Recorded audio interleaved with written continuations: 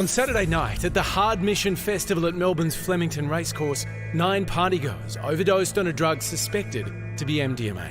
8 were intubated to help them breathe and were placed in induced comas. All were rushed to hospital. Heart rate skyrocketing, blood pressure skyrocketing, seizure activity to the point that they couldn't maintain an airway. These are some of the sickest patients that you will see. And without that treatment, they're not likely to survive an overdose of this kind. The overdoses are a stark reminder that party drugs can be deadly.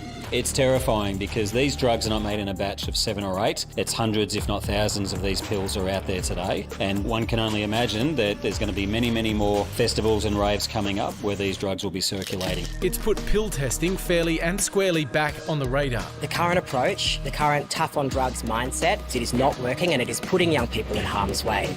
We know that pill testing will provide people with a health-based approach rather than a criminal approach to their drug use. Pill testing, also known as drug checking, is a free and confidential service that allows people to have their drugs, like pills, powders, capsules, crystals and liquids, analysed by chemists with impressive-looking computers. This is the UPLC machine. This can separate drugs, it can identify them.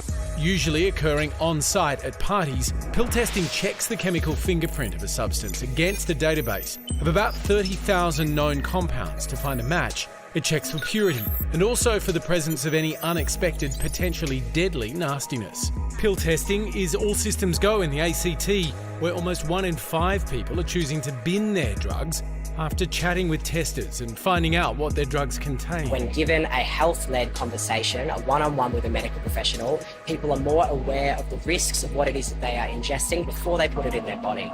While Queensland is next in line to introduce the service, no other state or territory has plans to make pill testing a thing.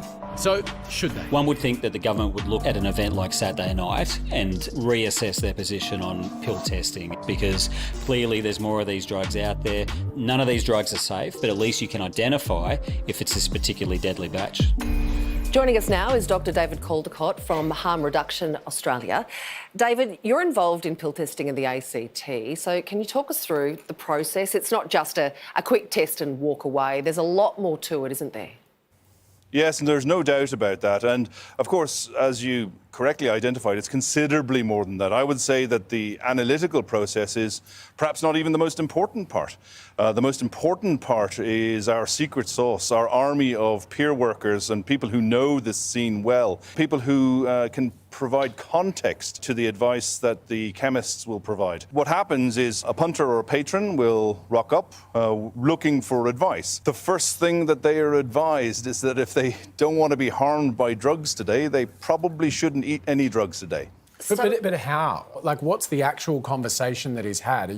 Are you pointing at what the chemist results are and explaining what those substances would do to the body? I imagine for most of us, this is kind of a world that's perhaps a little hard to imagine or understand.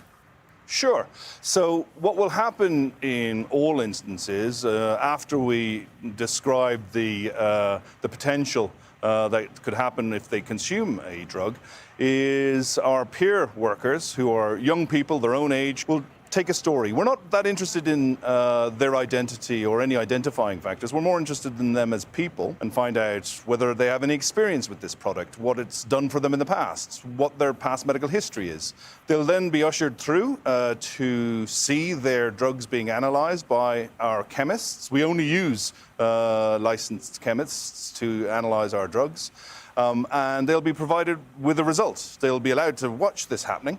And then that result will be given to somebody like myself or a medical practitioner, and it will be put in context. So they have if you like, a concierge piece of medical advice based on their illicit drug consumption that they can then act on.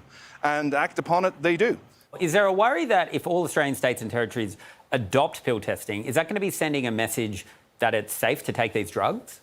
I think if the model that we use in the ACT is adopted, I don't see how that can be encouraging to anybody else.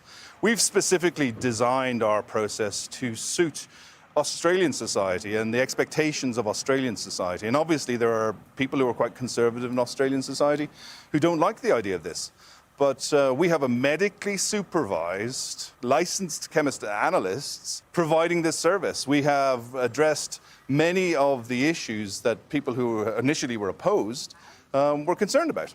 And so the only thing that can come out of this is a better understanding of what people are consuming in their drugs. I give to you as an example, had this happened at a jurisdiction which was providing drug checking, we would already know what that drug was. At the moment, people who are interested in drug overdose and concerned about the health of young people still don't know why this has happened. In the ACT, we would do. David, thanks so much for your time. Oh, that's okay.